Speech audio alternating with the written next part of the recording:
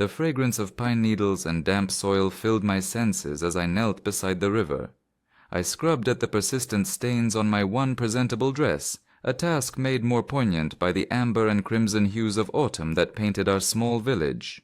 The season's beauty, however, did little to dispel the chill that had taken root in my heart since my mother's passing 3 full moons ago. The forest around me was a symphony of life, birds chattering, leaves rustling, yet I felt a profound disconnection, as if I were observing the world through a pane of frosted glass. I had chosen this secluded spot on the river with purpose, far from the communal washing stones where the village women congregated to trade gossip. Their whispers were a constant presence in my life. Poor Ceres, all alone now, such a strange girl, always by herself. No surprise she hasn't found a husband yet. At 22, I was already considered to be past my prime in our small community, situated on the very edge of shifter territory. The icy water numbed my fingers as I worked, my pale blonde hair escaping its loose braid to curtain my face. I didn't mind. The physical discomfort was a welcome distraction from the hollow ache that was my constant companion. "You will find your strength in stillness," my mother used to say, pressing her silver amulet into my palm during quiet evenings by the fire. It now hung around my neck, its weight against my skin a perpetual reminder of her wisdom. "When others rush heedlessly forward, you will see what they overlook." I traced the amulet's intricate tree design, wondering what my mother would think of my life now. The village elders had been kind enough to allow me to remain in our small cottage after her death, but their patience was clearly waning. With no family to advocate for me and no husband to provide, my position grew more fragile with each passing day. Suddenly, the amulet warmed against my skin, an impossible heat that made me gasp. I looked up, startled, my senses instantly alert to a shift in the forest. The birdsong had ceased. The wind held its breath. Something was amiss. That is when I heard it, a splash and a terrified yelp that cut through the unnatural quiet. I rose to my feet, water streaming from my skirts as I peered downriver. There, caught in the current where the river curved and accelerated, was what appeared to be a child. No, not a child. A pup, a shifter pup in its human form.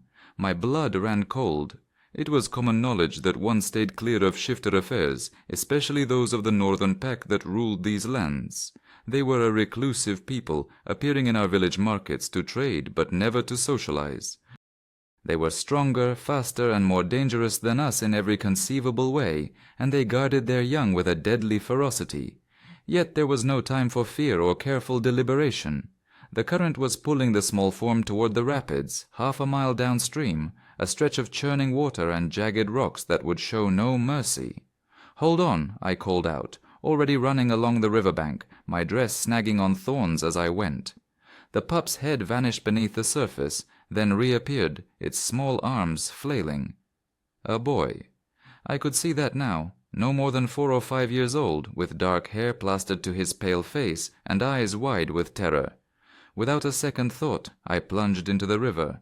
The cold shocked the air from my lungs, but I pushed onward, my limbs protesting as the current tried to claim me as well. My mother's amulet burned against my skin, as if urging me forward. Years of swimming in this very river as a child had taught me its moods, its hidden currents and safe spots. I knew to angle my body, to work with the flow instead of fighting against it. "I'm coming," I gasped as I closed the distance to the struggling child. "Reach for my hand." His terrified eyes locked with mine, and for a fleeting instant I saw something beyond fear in them, a flash of ancient wisdom that seemed out of place in such a young face. Then his small hand shot out, grasping for mine with surprising strength. Our fingers intertwined, and I pulled him to my chest, turning to face the current and kick back toward the shore. The pup clung to me with a fierce grip, his small body trembling against mine. I could feel his heart racing, a frantic rhythm that matched my own. "It's all right," I murmured, though my teeth chattered with cold and exertion. "I have you?"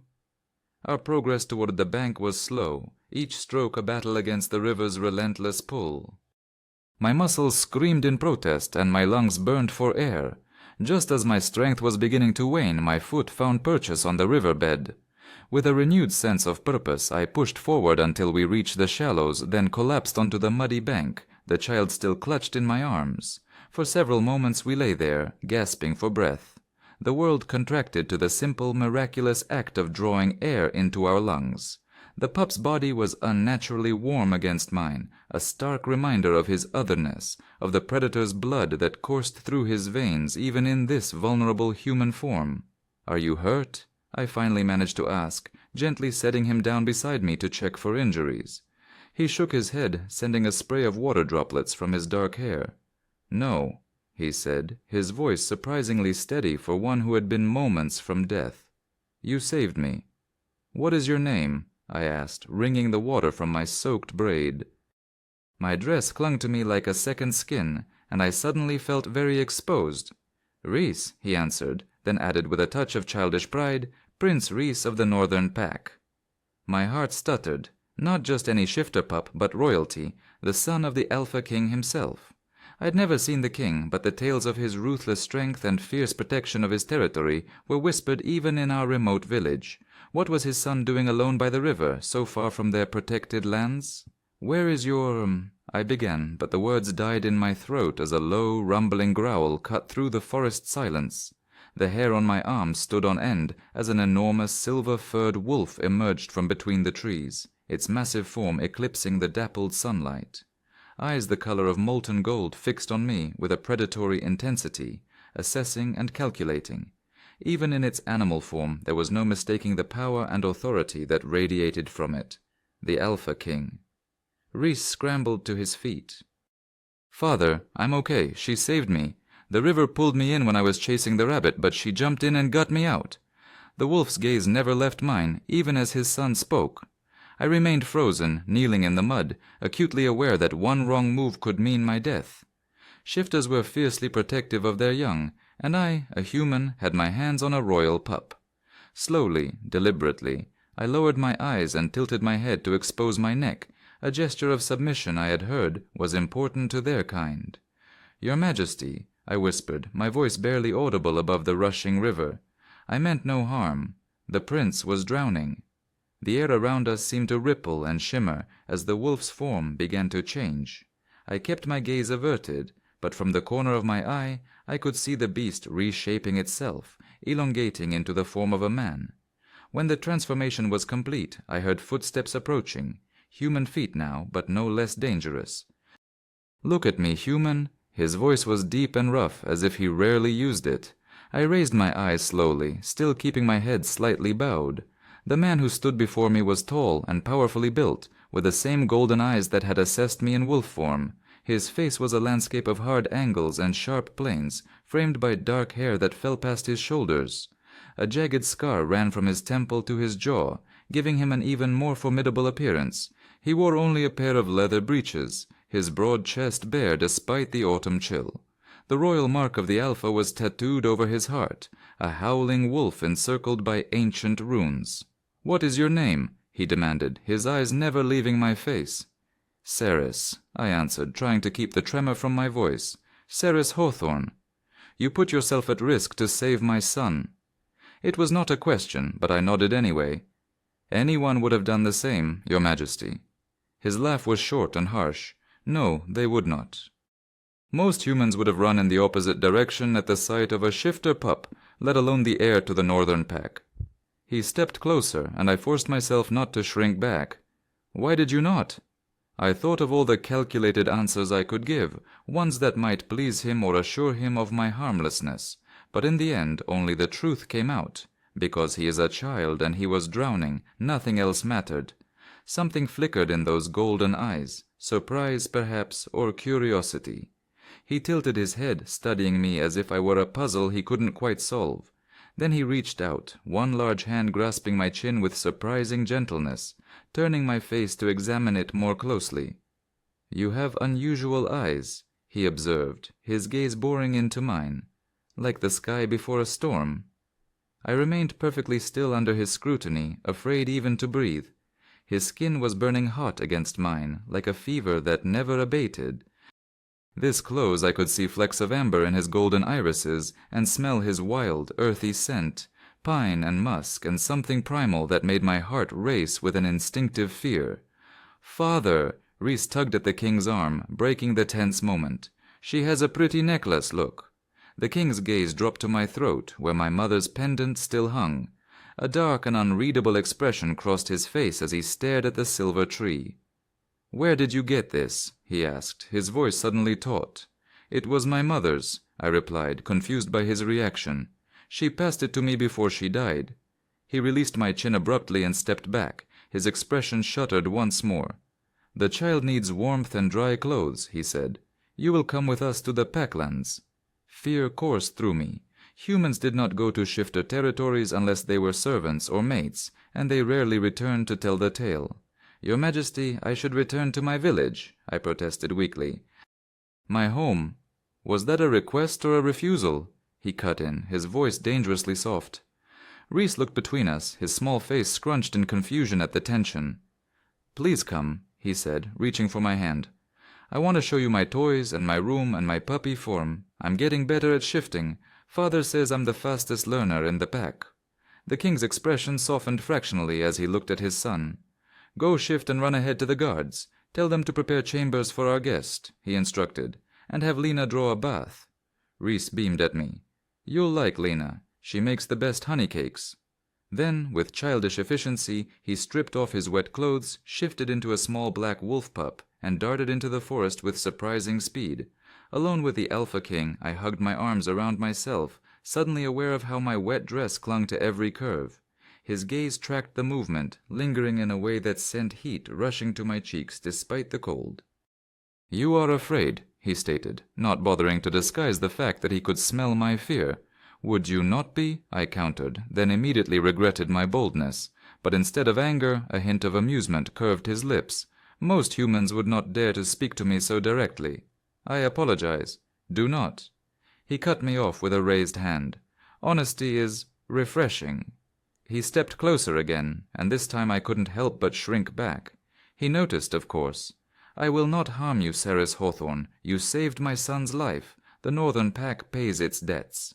Before I could respond, he shrugged off a leather pack I hadn't noticed slung across his back and withdrew a thick fur cloak. With surprising gentleness, he wrapped it around my shoulders, his fingers brushing against my collarbone as he secured the clasp. "Come," he said, already turning to lead the way through the forest. Night approaches, and these woods are not safe after dark. With one last glance at the river and the distant silhouette of my village beyond it, I followed the Alpha King into the depths of the forest, my mother's words echoing in my mind. "You will find your strength in stillness." The pendant seemed to pulse against my skin, a silent witness to the moment my life changed forever. The forest grew denser as we ventured deeper into shifter territory, the ancient trees towering over us like silent sentinels. I struggled to keep up with the Alpha King's long strides, my wet skirts heavy and cumbersome despite the warmth of his cloak. The fur smelled of him, that wild, earthy scent that was both unsettling and strangely comforting. "Your village elder," the king said suddenly, breaking the silence that had stretched between us. "The one with the white hair and the walking stick, she still leads your people." "Elder Morwen?" I asked, surprised. "Yes, she does." "How did you—" "I know more about your village than you might think." He ducked under a low-hanging branch without breaking his stride. "We keep watch over all who dwell near our borders." A shiver ran through me that had nothing to do with my damp clothes. How often had shifter eyes been upon us, observing our daily lives while we remained oblivious? The thought was deeply unsettling. "And you," he continued, glancing back at me with those unnerving golden eyes, "you live alone now since your mother passed?" It was not a question. "Yes," I answered anyway, a sense of unease crawling up my spine. "How do you know about my mother?" He ignored my question. "No father, no siblings, no mate?" "My father died when I was young, and no siblings or mate." The word felt strange on my tongue. Humans married, shifters mated. The distinction seemed important. He made a non-committal sound, forging ahead through the undergrowth. I noticed he was careful to hold branches aside for me, though he offered no other courtesies. "Did you know my mother?" I pressed, unwilling to let the subject drop. His earlier reaction to my pendant suggested more than just a casual acquaintance. The king's broad shoulders stiffened almost imperceptibly. "Your mother occasionally traded with our pack," he said after a pause. "Herbal remedies. She possessed knowledge that was useful to us." Before I could question him further, the trees opened into a clearing, and I gasped at what lay before me. Stories of the Northern Pack's strongholds were a staple of village children's tales, each one more fantastic than the last. The reality was both more mundane and more impressive than any of those childhood fables. Stone walls rose from the forest floor, seamlessly integrated into the natural landscape, as if they had grown from the earth itself. The fortress was vast, sprawling among the trees rather than clearing them, embracing the forest rather than conquering it. Torches flickered along the walls, casting dancing shadows across intricate carvings of wolves and ancient symbols. Guards posted at the enormous wooden gates straightened as they caught sight of us, or rather as they caught sight of their king. Their gazes slid over me with a barely concealed curiosity, and something else, wariness perhaps, or suspicion. "Open the gates," the king commanded, his voice carrying an unmistakable weight of authority. The massive gates swung inward without a sound, revealing a bustling courtyard beyond. All activity seemed to pause as we entered, dozens of eyes turning in our direction, some in human form, others as wolves, all watching with the same intense curiosity as I passed under the ancient archway with their alpha. "Father." "Cerus!" Reese's voice cut through the hushed whispers, and I saw him running toward us, human once more and dressed in clean clothes, his dark hair still damp. He skidded to a halt before his father, then threw his arms around my waist in an exuberant hug that nearly knocked me off my feet. "I told everyone how you saved me," he announced proudly. "Lena says you're the bravest human she's ever heard of." A woman approached behind him, tall and striking, with coppery hair and amber eyes that marked her as a shifter. "My king," she said with a respectful inclination of her head before turning to me. "And you must be Ceres. I am Lena, the pack healer." Her smile was warm, but her gaze was assessing. "Come, child, let's get you warm and dry." The king nodded his assent. "See to her needs. I have matters to attend to." His eyes met mine briefly. "We will speak later." With that, he strode away, immediately surrounded by what appeared to be advisors and guards, their voices low and urgent. I watched him go, unsure whether to feel relieved or abandoned in this strange and intimidating place. Lena placed a gentle hand on my shoulder. "This way," she said, leading me toward one of the inner buildings. "Reese hasn't stopped talking about his river angel since he returned."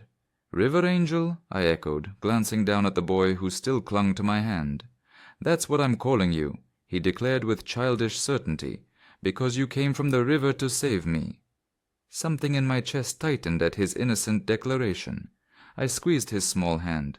"I'm no angel, just someone who happened to be in the right place at the right time.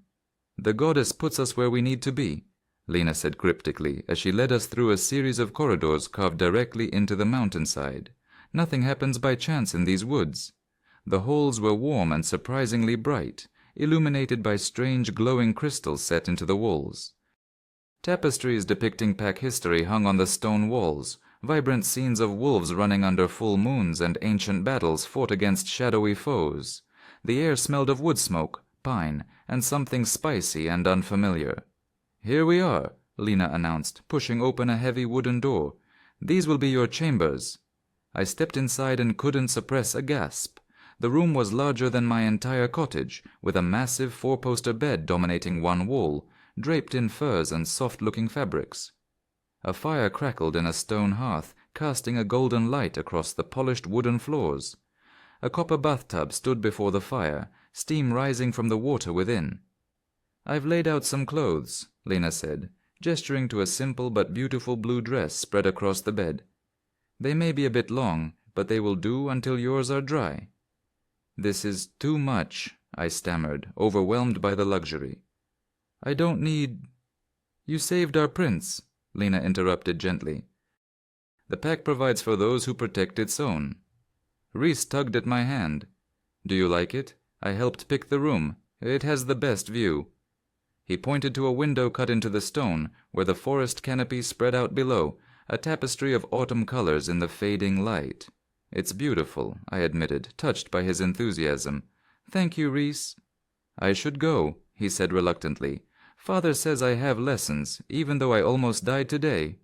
He rolled his eyes dramatically, then brightened. "But I'll see you at dinner. You're sitting with us at the high table." Before I could process this alarming information, he had darted out the door, leaving me alone with Lena. "High table?" I questioned weakly. Lena's lips twitched with amusement. "Don't worry, it's not as formal as it sounds." She moved to the bathtub, sprinkling something from a small pouch into the steaming water. The scent of lavender and something woodsy filled the air. "This will help with any muscle soreness from your river adventure. Take your time bathing. I will return before dinner to escort you." When she had gone, I sank onto the edge of the bed, the day's events finally catching up to me. Hours ago I had been washing clothes by the river, just another day in my quiet, unremarkable life. Now I sat in a shifter fortress, about to dine with the Alpha King of the Northern Pack.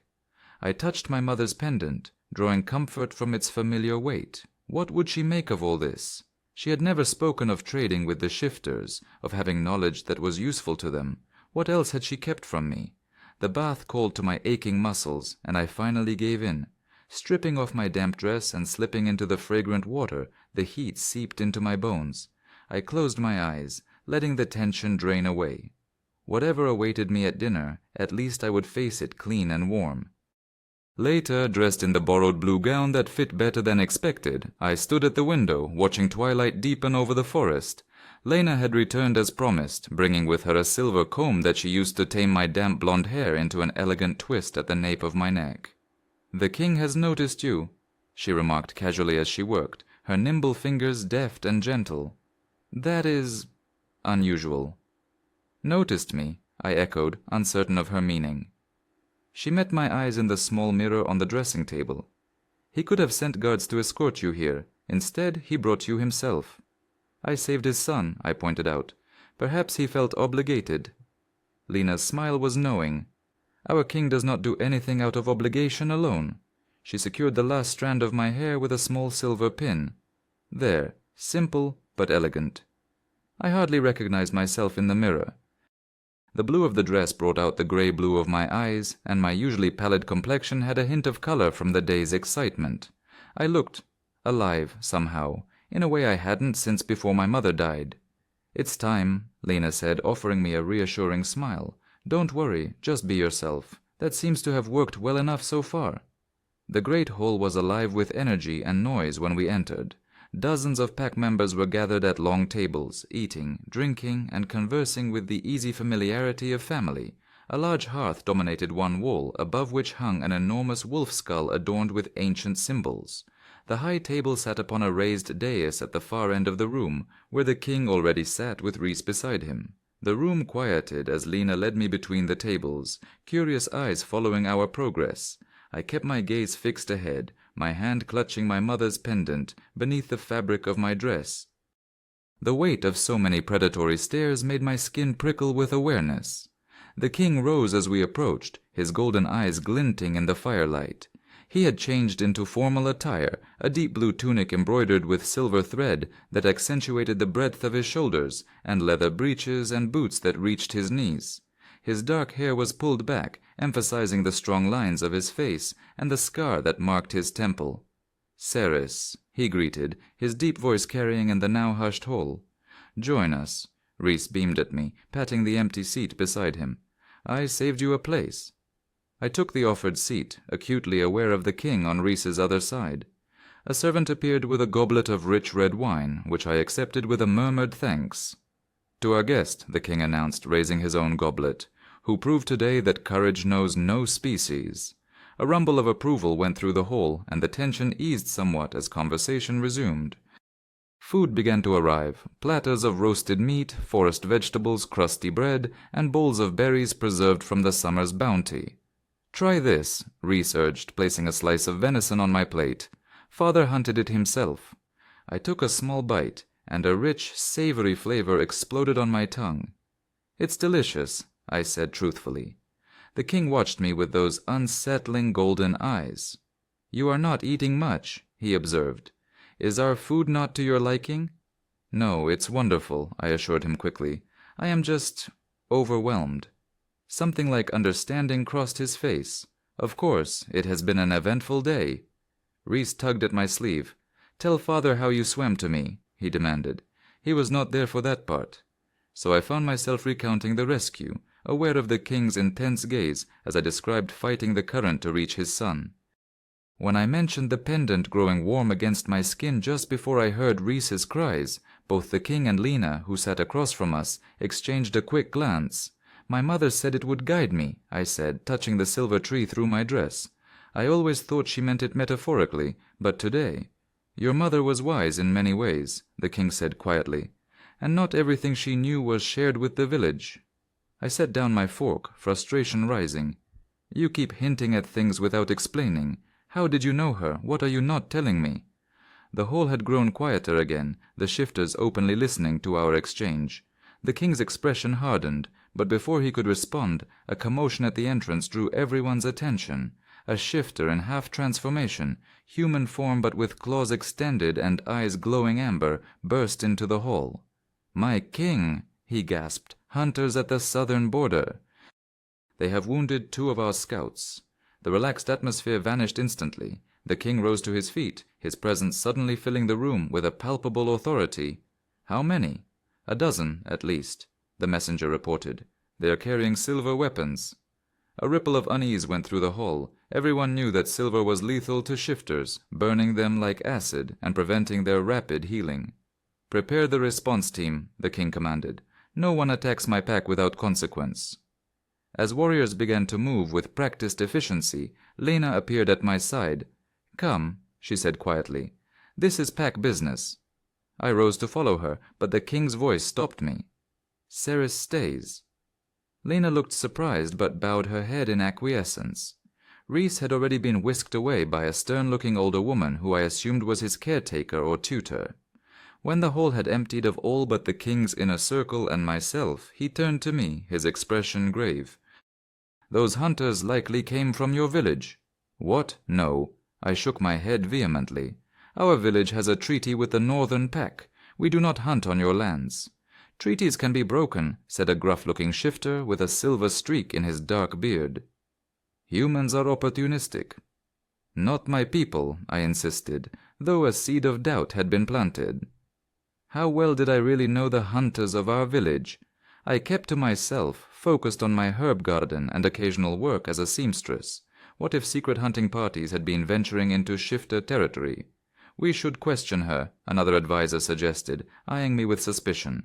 "She appears conveniently when the prince is alone, and now hunters breach our borders." The king silenced him with a look. "She saved my son at risk to her own life. She is not part of this." "Then let her prove it," the silver-bearded shifter challenged. "If she knows these hunters, she can help us resolve this without bloodshed." The king's gaze bored into mine, searching. "Would you do this? Stand with us against your own kind?" The question hung in the air between us, heavy with implications.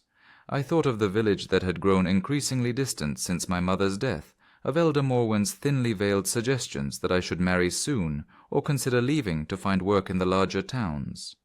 I thought of Rhys's trusting smile and the way he had called me his river angel, and I thought of my mother's pendant, warm against my skin the moment before I heard Rhys's cries, as if it had been guiding me to him all along.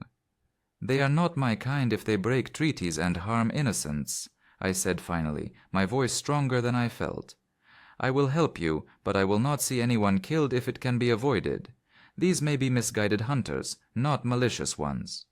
Something shifted in the king's expression, approval, perhaps, or respect. "Then you will come with us," he declared, "and we will see what manner of hunters threaten my borders." As the advisors dispersed to prepare, the king moved closer, his voice low enough that only I could hear. "You surprise me, Cerys Hawthorne." "I surprise myself," I admitted, wondering what my mother would think of me now, standing in a shifter stronghold, preparing to confront hunters from my own village.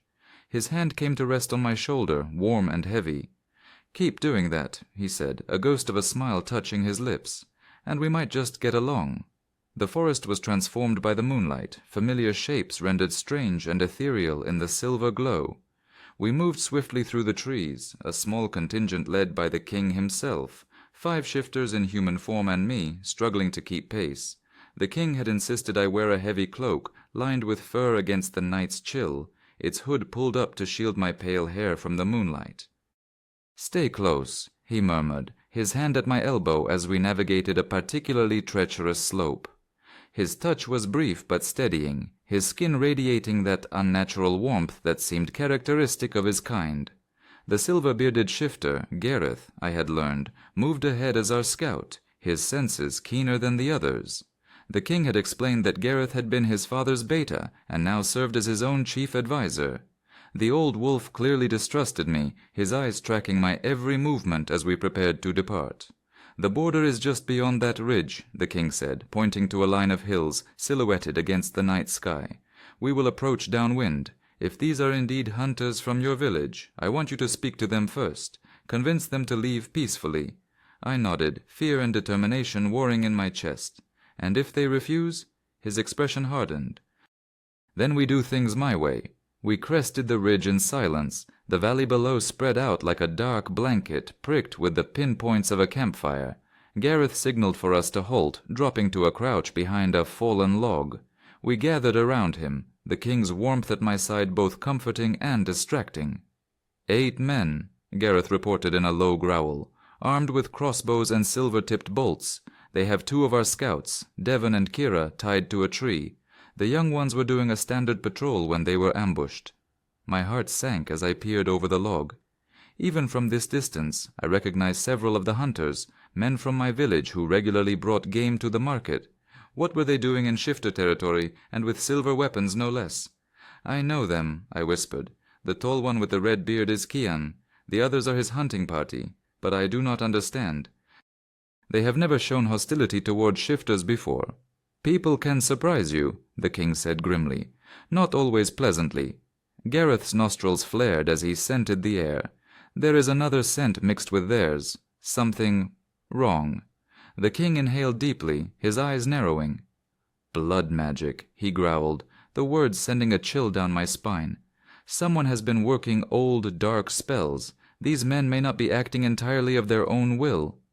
"Blood magic?" I echoed, alarmed. Such practices were forbidden in both human and shifter territories, rituals that twisted natural law and bound the will of others. "Who would—" "Questions for later," the king cut in. "Now we need a plan." His golden eyes fixed on me. "Can you approach them alone? Will they trust you?" I swallowed hard. "I can try. Kian was a friend of my father's. He might listen to me." The king gave a single nod, the decision made. "Go to them. We will be watching. At the first sign of danger, we intervene." Gareth looked ready to object, but a single glance from his alpha silenced him. Instead, he pressed a small dagger into my hand. "Just in case," he muttered. The king's hand closed over mine before I could respond, his fingers warm against my chilled skin. "You will not need that," he said, taking the blade from me and returning it to Gareth with a pointed look. "We will be watching. No harm will come to you." The certainty in his voice steadied me. I took a deep breath, squared my shoulders, and began to make my way down the slope toward the campfire. "Kian," I called out when I was close enough for them to hear. "It is Ceres, from the village." 8 heads snapped in my direction, crossbows raising instinctively before recognition dawned. "Ceres?" Kian stepped forward, his familiar face lined with confusion. "What in the goddess's name are you doing out here?" "These woods are not safe, girl." I moved closer, my hands slightly raised to show I carried no weapons. Behind Kian, I could now see the 2 young shifters bound to a tree, a boy and a girl no older than 16, their eyes wide with fear and pain. The girl's arm bore a vicious burn, likely from contact with silver. "I could ask you the same," I replied, keeping my voice calm, despite the anger building in me at the sight of the captives. "You are in Northern Pack territory, Kian. You have broken the treaty and taken hostages. Why?" The men exchanged uneasy glances. Something was off about them. Their movements were too stiff, their eyes slightly unfocused. "These beasts have been stealing our livestock," one of the younger hunters spat. 3 cows gone in a fortnight." "The Northern Pack does not need to steal livestock," I countered. "They have their own hunting grounds, their own herds." "It does not matter," Kian said, though something in his expression suggested an internal conflict. "Orders are orders. We are to clear this section of the forest, drive the beasts back to their mountain." "Orders?" I frowned. "From whom? Elder Morwen would never sanction breaking the treaty." A shadow crossed Kian's face. "New leadership," he said vaguely. Things are changing in the village, Ceres. You have been too wrapped up in your grief to notice. New leadership. I had been absent from village affairs since my mother's death, but surely something so significant would have reached me. Whatever is happening in the village, this is not the way, I said, gesturing to the bound shifters. These are children, Kian. Look at them. Something flickered in his eyes, doubt, maybe, or a moment of clarity breaking through whatever influence clouded his mind. He glanced at the captives, and his shoulders sagged slightly. It was not supposed to go this far, he admitted. We were just meant to mark territory, but then we found these two watching us, and... He trailed off, rubbing his temple as if fighting a headache. Let them go, I pleaded, taking another step forward. Come back to the village with me. We will speak to the elders about whatever grievances. We cannot go back empty-handed, another hunter interrupted, his grip tightening on his crossbow. You do not understand what is at stake. Then help me understand, I said, spreading my hands. What has happened in the village that would turn you against neighbors with whom we have had peace for generations? Kian opened his mouth to answer, but a strange expression crossed his face, a mixture of pain and confusion. His hand went to his chest, where I now noticed a small amulet hanging from a cord around his neck. All the hunters wore identical ones, small clay discs inscribed with symbols I did not recognize. We cannot... Kian's voice sounded strained. The master said we must bring proof, shifter pelts or captives. The master. That word sent a chill through me. It was not a term anyone in our village would use. Something was very wrong here. Kian, I said carefully, take off the amulet. Just for a moment, please. His hand closed around it protectively, but indecision warred on his face. I had known this man my entire life. He had taught me to identify animal tracks when I was a child, and had brought meat to our cottage when times were lean after my father died. This was not him. The binding spell is in the amulets, came a low voice beside me, making me jump. The king stood there, having approached as silently as a shadow while I was focused on Kian. He now wore only the leather breeches from earlier, his chest bare in the moonlight. The hunters reacted instantly, their crossbows swinging toward him. I stepped in front of him without thinking, my hands raised. Stop. This is the Alpha King of the Northern Pack. If you harm him, there will be war. Stand aside, Ceres, Kian commanded, though his voice wavered. The king's hand settled on my shoulder, gently but firmly, moving me to stand beside him rather than in front. Your concern is noted, he murmured, his eyes never leaving the hunters, but unnecessary. He addressed the men directly, his voice carrying an unmistakable weight of command. Who gave you those amulets? The hunters shifted uncomfortably, the amulets at their chests seeming to glow faintly in the darkness. They cannot tell you, I realized aloud. It is part of the binding? The king nodded. Blood magic works that way. It leaves gaps, things the bound cannot speak of or act against. He studied the men thoughtfully, but there are always weaknesses in such spells. They cannot be forced to harm themselves, for instance. Understanding dawned. Kian, I said urgently, the amulets are hurting you. They are controlling you. Taking them off would be an act of self-protection, not defiance. A conflict raged across his features. His fingers toyed with the cord around his neck, then dropped away. I cannot, he whispered, genuine fear in his eyes now. We cannot. Before I could respond, movement erupted from the trees around us. The rest of our party had circled around, and now Gareth and the others emerged from the shadows, surrounding the hunters. Enough talk, Gareth growled, his claws extended. These men invaded our territory and hurt our young. They face pack justice. The hunters raised their weapons, and for a terrible moment I thought bloodshed was inevitable. Then the king stepped forward, power radiating from him in almost visible waves. Lower your weapons, he commanded, his voice deepening to something more than human. Now. To my astonishment, the hunters' arms wavered, then slowly lowered. The king's alpha influence was pushing against whatever spell bound them, creating a battle of wills that I could almost see in their strained expressions. The amulets, the king said to me without taking his eyes off the hunters. We need to remove them. I nodded and approached Kian cautiously. Let me help you, I said softly. Please, this is not you, Kian. You taught me which berries were safe to eat. You carried me on your shoulders at the harvest festival when I was small. You are not someone who hurts children, no matter their species." Something in his eyes cleared slightly. With trembling fingers he reached for the cord around his neck. The amulet seemed to pulse angrily as he touched it, but with a sudden jerk he ripped it off and threw it to the ground. He gasped as if surfacing from deep water, blinking rapidly. "Ceres, what? Where are we?" The other hunters looked on in confusion and fear. 2 more gathered the courage to remove their amulets, but the others seemed paralyzed with indecision. The king moved with blinding speed, tearing the remaining amulets from the hunters' necks before they could react. As each clay disc left its wearer's skin, the men's expressions cleared, malice replaced by confusion. Gareth and the other shifters quickly relieved them of their weapons, while the king went to free the captive scouts. The young shifters clung to him, their relief palpable, even from where I stood. "What is the last thing you remember clearly?" I asked Kian, who looked increasingly horrified as awareness returned. "A stranger came to the village," he said slowly. "He offered to serve as an advisor to Elder Morwen. She refused him, but he stayed anyway, gaining followers. He gave us these." He nudged the discarded amulet with his boot. "Said they would protect us from shifter magic. After that, it is all fragments, like seeing through murky water." The king rejoined us, having sent the injured scouts back to the fortress with one of our party. "This advisor," he said to Kian, "describe him."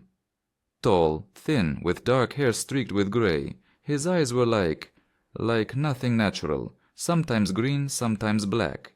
He calls himself Malakor."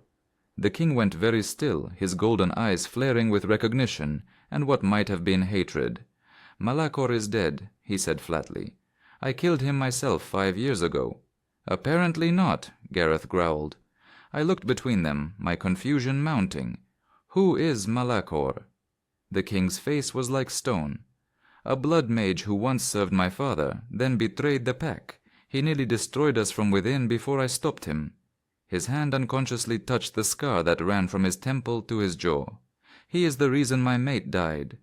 A heavy silence fell over our strange assembly at the king's revelation. I studied his face in the moonlight, seeing the old pain etched into the hard lines around his eyes. The mention of his dead mate explained much about him, the coldness, the distance he maintained from others. Loss had shaped him as surely as it had shaped me. "If Malakor has returned and is using blood magic to control the villagers," Gareth said grimly, "we face a greater threat than we realized." The king's jaw tightened. "We need to know what he is planning." His golden gaze shifted to Kian.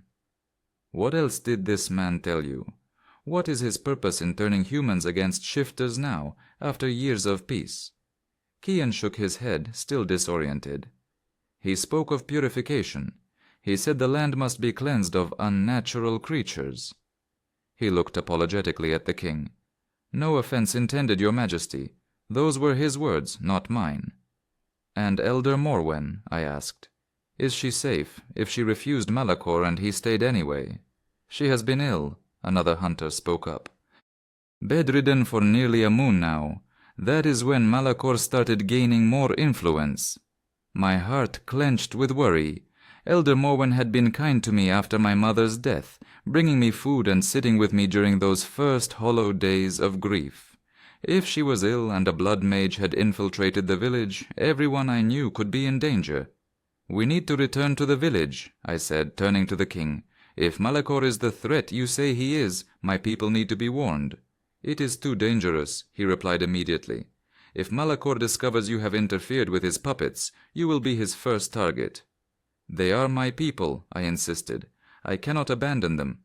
Something flashed in his eyes, respect perhaps, mingled with frustration.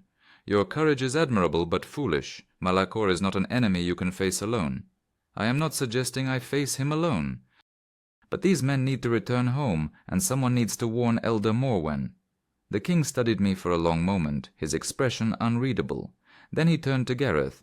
"Take the hunters and 4 warriors. Escort them back to their village, but remain unseen. Assess the situation and report back. Do not engage Malakor if he is there." Gareth nodded, though he looked unhappy with the order. "And the human girl?" "Ceres returns with me to the fortress," the king said with a finality that brooked no argument. "She remains under my protection." I opened my mouth to object, but Kian spoke first. He is right, Ceres. If this Malachor is controlling people, you are safer with the shifters. He clasped my hand briefly. We will check on Elder Morwen and send word somehow. Outvoted and outmaneuvered, I could only watch as Gareth organized the hunters and selected warriors for the escort mission.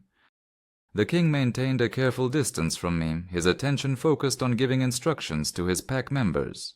The easy closeness we had shared moments earlier had vanished, replaced by the formal authority of the Alpha. When the others had departed into the darkness, the king finally turned to me. We should return. It is not safe to linger here. You did not tell me everything about Malachor, I said, not moving, or about how you knew my mother. His expression tightened. This is neither the time nor the place for that discussion. When, then? You brought me to your territory, you involved me in pack business, but you keep me in the dark about matters that clearly concern me. I took a step closer, my frustration overcoming my usual caution. My mother's pendant, which you recognized. Malachor, whom you thought was dead, but is now in my village. What are you not telling me? The king's eyes flashed with anger, then something like resignation. Your mother was not just an herb woman who occasionally traded with us, he said finally. She was our pack healer for 7 years before she left to marry your father. The ground seemed to shift beneath my feet. What? That is impossible. My mother was human. Yes, one of the few humans ever accepted into a shifter pack. His expression softened slightly at my shock. She saved my father's life when he was wounded by a rival pack. In return, he offered her a place among us. She served the northern pack faithfully until she met your father and chose to leave. My mind reeled. My mother had never mentioned any connection to the shifters beyond occasional trading. Why would she keep such a significant part of her life a secret from me? The pendant, I said, touching it through my dress. It is a pack symbol, isn't it? He nodded. The silver tree marks those under the direct protection of the Alpha. My father gave it to her when she left, to ensure she would always have our support if needed. And Malachor, did she know him too? A shadow crossed the king's face. Everyone in the pack knew Malachor. He was my father's advisor before he revealed his true nature. He paused, seeming to debate how much to tell me. Your mother was particularly skilled at resisting his manipulations. She recognized the darkness in him before anyone else. The pieces were starting to fit together, forming a picture I was not sure I was ready to see. Is that why he is in my village now, because of some connection to my mother? It is possible, the king admitted. Malachor holds grudges for lifetimes. If he learned of her death, he might see it as an opportunity to strike at both your village and my pack simultaneously. A chill ran through me that had nothing to do with the night air. Then my mother's secrets have put everyone in danger. No, the king said sharply. Malachor is the danger. Your mother protected many with her silence. I wrapped my arms around myself, suddenly feeling very small against the vastness of this revelation. All my life I had known my mother as a gentle healer, a quiet woman who kept to herself and taught me to do the same. The idea that she had once lived among shifters, that she had recognized and opposed a powerful blood mage, it transformed everything I thought I knew about her. The king moved closer, his warmth cutting through the chill that had settled in my bones. We should return to the fortress, he said, his voice gentler now. There are things you need to know, things that cannot be explained quickly or in the open. This time I nodded and followed when he turned to lead the way back through the forest. We traveled in silence, my mind too full of questions to form coherent thoughts. The king maintained a steady pace, but occasionally glanced back to ensure I was keeping up, his golden eyes reflecting the moonlight like a true wolf's. Why did she never tell me? I finally asked as the fortress walls came into view, illuminated by torchlight against the night sky. About her life with your pack, about the pendant, any of it? The king slowed to allow me to walk beside him. She was protecting you, he said after a moment. Knowledge of shifter ways can be dangerous for humans. The more you know, the more likely you are to become entangled in our conflicts. Like I am now, I said, unable to keep the bitterness from my voice. His lips curved in a faint rueful smile. Precisely. He glanced at me, his expression softening. Though I suspect your mother would say you were always destined to find your way to us, one way or another. What do you mean? He did not answer immediately, his attention drawn to the guards at the gate, who straightened as we approached. Only when we were inside the walls, away from curious ears, did he speak again.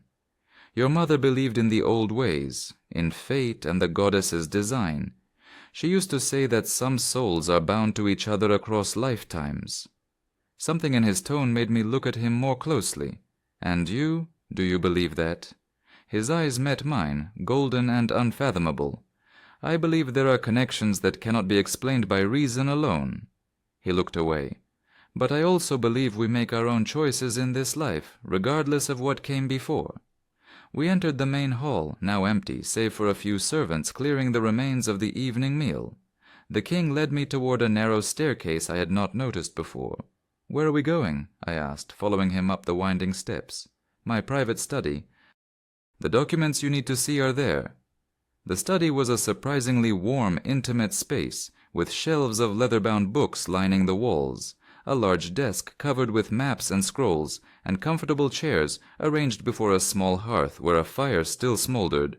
The king added a log, stoking the flames until they cast a golden glow throughout the room. "Sit," he said, gesturing to one of the chairs, while he moved to a cabinet inlaid with silver. He withdrew a wooden box, carved with the same tree symbol as my pendant, and placed it on a small table between the chairs. I sat, watching as he lowered himself into the chair opposite mine. In the firelight, with his guard momentarily lowered, he looked younger somehow, still imposing, but less remote. "Before I show you what is in this box," he said, his hand resting on its carved lid, "I need you to understand that knowledge brings responsibility. Once you know certain truths, you cannot unknow them. Your life will change. My life has already changed," I pointed out, "the moment I pulled Reese from the river." He inclined his head slightly, acknowledging the truth of my words. "Perhaps that is so. Still, I would have your consent before proceeding." I appreciated his caution, even as impatience gnawed at me. "I want to know the truth," I said firmly. "About my mother, about Malachor, about why I am really here." The king held my gaze for a long moment, as if searching for something in my eyes. Whatever he sought, he seemed satisfied. He opened the box and withdrew a leather-bound journal, its pages yellowed with age. "Your mother's records," he said, handling the book with a surprising gentleness. "She left this behind when she departed the pack. I believe she meant for it to remain here, as evidence, perhaps, or insurance." My breath caught as he placed it in my hands. My mother's handwriting filled the pages, the same flowing script that had labeled herb jars and written down recipes throughout my childhood. But the contents were nothing like the household records or healing notes I was familiar with. "Blood magic and its countermeasures." I read from the first page, a chill running through me. I looked up at the king. "She was studying how to fight against it?" He nodded. "Your mother was uniquely resistant to Malakor's influence. She documented his techniques, his weaknesses. This journal contains the most comprehensive study of blood magic ever compiled, and methods to combat it." I turned the pages slowly, taking in diagrams of amulets similar to those the hunters had worn, lists of herbs and minerals that could strengthen or weaken magical influence, and incantations written in an ancient script I could not decipher. "This is why he might have targeted my village," I said, understanding dawning. "He knew she had this knowledge, that she might have passed it on." "Yes," the king agreed, "and why I believe her death might not have been natural." My head snapped up. "What?" "My mother died of a wasting illness. I nursed her myself for months." His expression was grave. "Did she? Or was that what you were meant to believe? Blood magic can mimic illness, Ceres. It consumes the victim slowly from within, leaving no trace for those who do not know what to look for." The room seemed to spin around me. Could my mother's long, painful decline have been the work of this man, Malachor? Had I been watching her be murdered without realizing it? "Why?" I whispered, my hands tightening on the journal.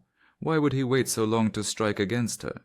"Because he was recovering from his own near death," the king said, his hand unconsciously touching the scar on his face, gathering his strength, biding his time. "And now he is using my village as a weapon against your pack." I closed the journal, a cold clarity settling over me. "We need to stop him." The king studied me, surprise and something like admiration in his golden eyes. "You have had quite a shock. Most would be overwhelmed." "I am overwhelmed," I admitted, but that does not change what needs to be done." A knock at the door interrupted us.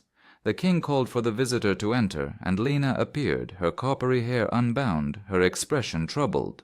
"My king," she said with a quick bow, her eyes darting to me. "Gareth has returned. There is news from the village." The king rose immediately. "What is it?" Lena's face was grave. "Elder Morwen is dead, and Malachor has declared himself the new village leader." The news of Elder Morwen's death hit me like a physical blow. I sank deeper into my chair, my mother's journal clutched to my chest as if it could shield me from this latest loss.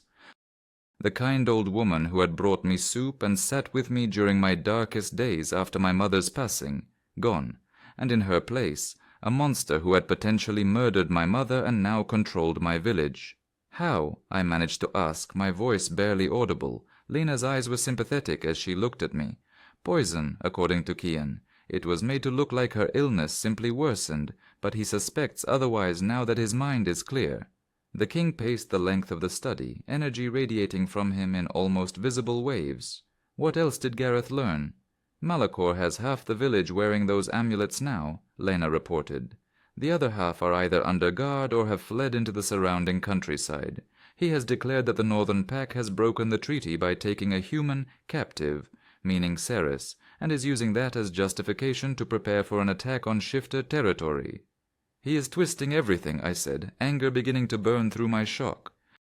"Using my rescue of Rhys to justify violence." The king's expression was grim. "It is what he does. He takes the truth and corrupts it to serve his purposes." I opened my mother's journal again, scanning the pages with a new urgency. "There must be something in here, some way to counter his control over the villagers." "There is," the king said, coming to stand before me, "but it requires someone with your mother's resistance to blood magic, someone with her blood." Understanding dawned. "Me? You think I inherited her resistance?" "The pendant recognized you," Lena said gently. "It would not have responded to you, warned you about Rhys, if you did not carry her gifts." I touched the silver tree at my throat, remembering its inexplicable warmth just before I heard Rhys's cries. "But I know nothing about magic, or how to use such an ability." "The knowledge is here," the king said, tapping the journal in my hands, "and we have little time to study it. Malachor will move quickly now that he has consolidated his power." My mind raced, flipping through the journal until I found a section titled "Breaking Blood Bonds." The page detailed a ritual involving silver, rowan ash, and the blood of someone resistant to the magic, mixed into water from a natural source and used to cleanse the binding objects. "I could create a counter-agent to the amulets," I said slowly. "Something to break Malachor's hold on the villagers." The king nodded. "It would need to be distributed widely and quickly." "The village well," I suggested. "If we could add the mixture to the water source, anyone who drank it would be partially protected, and any amulets washed with that water would lose their power." "Clever," the king said, approval warming his voice. "But getting to the well will not be easy. Malachor will have guards posted throughout the village, especially around critical resources." "I can go," I said firmly. "They know me." "Even with Malachor's influence, they might not see me as a threat immediately." "Absolutely not," the king growled. "I did not bring you under my protection only to send you directly into danger." "With respect, your majesty," I said, meeting his golden gaze steadily, "you did not bring me anywhere. I came of my own free will to help Rhys, and I will go to the village of my own free will to help my people." Lena made a small sound that might have been a suppressed laugh. The king shot her a dark look before returning his attention to me. "You are either very brave or very foolish," he said, though there was a hint of reluctant admiration in his tone. "Probably both," I admitted. "But I am also right. I have the best chance of getting close to the well without raising an alarm." He studied me for a long moment, a conflict evident in his expression. Finally, he gave a sharp nod. "We will develop a plan, but you will not go alone. I will accompany you." "The Alpha King cannot risk himself," Lena began to object. "The Alpha King makes his own decisions," he cut her off, his voice brooking no argument. "Malachor is my responsibility. He was allowed to live once, and that mistake has endangered both our peoples. I will not delegate his demise a second time." The intensity in his eyes sent a shiver through me that was not entirely of fear. There was something compelling about his determination, his willingness to place himself in danger rather than command others to go in his stead. "Prepare what you need for the ritual," he told me, his tone softening slightly. "Lena will help you gather the ingredients. We leave at dawn." As Lena led me to the healer's chambers to collect the necessary components, my mind whirled with everything I had learned, my mother's secret past, my own apparent inheritance of her resistance to blood magic, the king's personal history with Malachor. It was almost too much to absorb. "He is never like this," Lena commented as we gathered rowan ash and silver shavings. "Like what?" I asked, measuring the ingredients according to my mother's instructions. "Personally involved," she clarified. "Since his mate died, he has led through commands and delegation. He does not put himself forward unless absolutely necessary, and he certainly does not escort humans on dangerous missions." I paused in my work. "Is it because of Reese? Because I saved his son?" Lena gave me a knowing look. "That is part of it. A life debt is sacred to our kind. But there is more." She hesitated, then added, "He sees something in you, Ceres, something that reminds him of who he used to be before grief hardened him." I did not know how to respond to that, so I returned my attention to the ritual preparations. By the time we had everything assembled, the silver and rowan mixture ready to be combined with my blood and river water at the crucial moment, dawn was approaching. I changed into clothes more suited for our mission, sturdy leggings, a simple tunic, and soft leather boots that would allow me to move quietly. Lena braided my pale hair tightly against my scalp to make it less noticeable, though nothing could be done about its distinctive color. The king was waiting in the courtyard with Gareth and a small group of warriors. He too had changed, wearing dark clothing that would blend into the forest shadows. A sword hung at his hip, its hilt wrapped in silver wire, deadly to shifters, but apparently necessary against a blood mage. "Are you ready?" he asked as I approached, his eyes taking in my altered appearance with a quick, assessing glance. I nodded, trying to project more confidence than I felt. "As I will ever be." He turned to address the gathered warriors. "Our mission is clear. Neutralize Malachor and free the villagers from his influence. Gareth will lead a diversion at the eastern boundary. While Malachor's forces are engaged there, Ceres and I will approach from the river and reach the well. Once the counter-ritual is performed, the villagers should begin to break free of his control." "And if they do not?" one of the warriors asked. The king's expression hardened. "Then we fall back to the fortress and prepare for a siege, but that will not be necessary." His eyes met mine. Ceres's mother knew what she was doing when she recorded these countermeasures. We will succeed. His confidence steadied my nerves as we set out, traveling swiftly through the forest as the sky lightened from black to deep purple. We kept to the river's course, using its sound to mask our movements. As we drew nearer to the village, the king slowed his pace to walk beside me. "Stay close when we reach the outskirts," he said quietly. "If we are separated, make for the well regardless. The ritual is the priority." "What about you?" I asked, a knot of concern tightening in my chest. His lips curved in a faint smile. "Worried about a predator, little human?" "Even predators can be wounded," I retorted, "especially by silver and blood magic." The smile faded, replaced by something more serious. "I will find you," he promised, "no matter what happens." We crouched at the river's edge where it curved past the village boundary. From our vantage point, I could see the well in the central square, currently unguarded. A stroke of luck. The village itself seemed unnaturally quiet, with few people moving about despite the early hour, when most would typically be starting their daily chores. "Something is wrong," I whispered. "It is too quiet." The king nodded, his expression grim. "They are gathered somewhere, likely listening to Malachor's poisonous words." A distant commotion erupted from the eastern edge of the village, Gareth's diversion beginning as planned. Shouts and the clang of weapons carried to us on the morning air. "Now," the king said, gripping my arm briefly before we emerged from our hiding place. We moved swiftly through the gardens and narrow spaces between the cottages, avoiding the few villagers who were rushing toward the commotion. The well stood unattended in the square, just as I had hoped. I withdrew the pouch containing the rowan and silver mixture, along with a small knife for the blood component. The king stood guard, his attention constantly scanning our surroundings as I knelt beside the well. "Hurry," he murmured. My hands shook slightly as I mixed the ingredients, adding a few drops of my own blood as the journal had instructed. The mixture sizzled and turned from gray to silver, glowing faintly in the early morning light. I murmured the incantation my mother had recorded, the unfamiliar words feeling strangely right on my tongue. Just as I was about to pour the mixture into the well, a slow applause broke the silence. "How very touching," came a smooth, cultured voice. The trader's daughter, following in her mother's footsteps. I turned to see a tall, thin man with dark hair streaked with gray standing at the edge of the square. His eyes shifted eerily between green and black, just as Kian had described. Malachor. The king moved to place himself between us, his stance protective. "Your quarrel is with me, Malachor. The girl is innocent." "Innocent?" Malachor laughed, the sound like breaking glass. "With that blood in her veins? I think not." His gaze fixed on me, sending a cold dread seeping into my bones.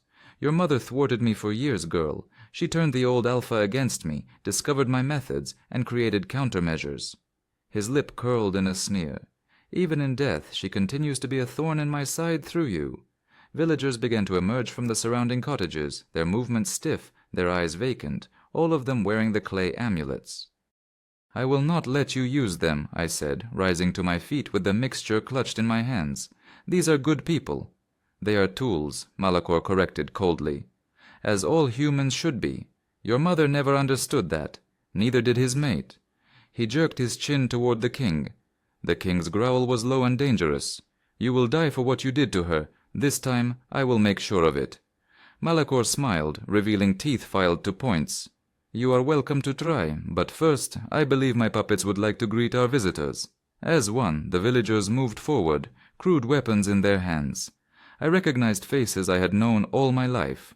The baker who had slipped me extra bread when my mother was ill, the carpenter who had repaired our roof without charging us, children I had played with as a girl, all now empty vessels for Malachor's will. "The well," the king muttered urgently. "Complete the ritual. I will hold them off." "There are too many," I protested. "Trust me," he said, his golden eyes meeting mine with a fierce intensity. "I can handle them without causing permanent harm." I nodded and turned back to the well, aware of the sounds of struggle erupting behind me. The king moved with incredible speed, disarming the villagers and knocking them aside without using his full strength against them. But there were dozens of them, and only one of him. I poured the mixture into the well, watching it spiral down into the darkness. The final words of the incantation fell from my lips, and for a moment nothing happened. Then the water began to glow with the same silvery light as the mixture, illuminating the well from within. "No!" Malachor's outraged cry cut through the sounds of the fighting. He shoved past his human shields, his hands raised as a dark energy gathered around his fingertips. "You meddling little—" The king intercepted him before he could reach me, the two of them colliding with such force that the ground seemed to shake. Malachor's magic lashed out, catching the king across the chest and drawing a pained snarl from him as it burned through his tunic. "Get water from the well," I shouted to the nearest villagers, hoping some part of them could hear me through Malachor's control. "Drink it. Wash your amulets in it." To my amazement, several of them hesitated, the compulsion to attack warring with my words. A young woman I recognized as the blacksmith's daughter was the first to break away, moving jerkily toward the well as if fighting her own body. Malachor saw what was happening and howled in fury. He redoubled his attack on the king, a dark magic crackling around them both as they fought. The king with fang and claw as he partially shifted, Malachor with an unnatural energy that scorched the ground where it struck. I rushed to help the blacksmith's daughter, drawing water from the well and helping her drink. The effect was immediate. Her eyes cleared, and she tore the amulet from her neck with a cry of disgust. Together we began helping others, splashing the enchanted water on their faces and amulets, breaking Malachor's hold one person at a time. "Stop them!" Malachor screamed, his composure cracking as his control slipped. He caught the king with a particularly vicious blast that sent him crashing into the side of a cottage. Seeing the king fall, something ignited within me, a fusion of rage and determination that brought a cold clarity. I grabbed a bucket, filled it with the glowing well water, and moved directly toward Malachor. "Your mother died screaming," he spat when he saw me approaching. "As will you." His magic reached for me like dark tentacles, but to my astonishment it seemed to slide around me rather than touch me directly. My mother's resistance indeed strengthened by the ritual I had just completed. "My mother died with dignity and love," I said, continuing forward despite the fear pounding in my veins. "You will die with neither." Before he could respond, I flung the contents of the bucket directly into his face. The enchanted water hit him with the force of a physical blow, sending him staggering backward with a shriek of agony. Where the water touched his skin, it smoked and sizzled, revealing glimpses of something inhuman beneath his human disguise. The king was on his feet again, bleeding but unbowed. He seized the moment of Malakor's weakness, launching himself forward with inhuman speed. His partially shifted hand, more claw than human fingers, plunged into Malakor's chest. "For my mate," he growled. "For the pack. For all you have corrupted." Malakor's eyes widened in shock, the shifting colors freezing into a dull, muddy brown. "How?" he gasped, blood bubbling from his lips. "Her mother's daughter," the king said, nodding toward me. "And her mother always did see through you." With a final twist he withdrew his hand, something dark and pulsing clutched in his grip, not a heart, but something similar in function, though utterly alien in appearance. Malakor's body crumpled, dissolving into ash before it hit the ground. The king crushed the pulsing organ in his fist, grimacing as it burst into a foul-smelling smoke. Then he turned to me, his golden eyes bright with triumph and something warmer. Around us the villagers were coming to their senses, discarded amulets littering the ground. Some wept in confusion, others embraced loved ones as they recognized what had happened. The nightmare was over. "You did it," the king said, approaching me slowly, as if concerned I might fear him after witnessing his lethal capacity. "We did it," I corrected, finding myself moving toward him without hesitation. "Your fighting skills, my mother's knowledge." He reached out, his hand now fully human again, gently brushing a strand of pale hair from my face. "Your courage," he added softly, "your compassion for both your people and mine." The intensity in his gaze made my heart race in a way that had nothing to do with fear. "What happens now?" I asked. "To the village? To the pack?" "Now we rebuild," he said, his hand lingering near my cheek. "Together. The boundaries between our peoples have been too rigid for too long. Your mother knew that. Perhaps it is time we honored her wisdom." "Together," I echoed, the word feeling right. My mother's pendant warmed against my skin, not in warning this time, but in affirmation. In the growing light of dawn, with villagers and shifters alike gathering in the square, the Alpha King of the Northern Pack took my hand in his, and for the first time since my mother's death, I felt not just alive, but home. Nan, nan, nan, nan, nan, nan, nan.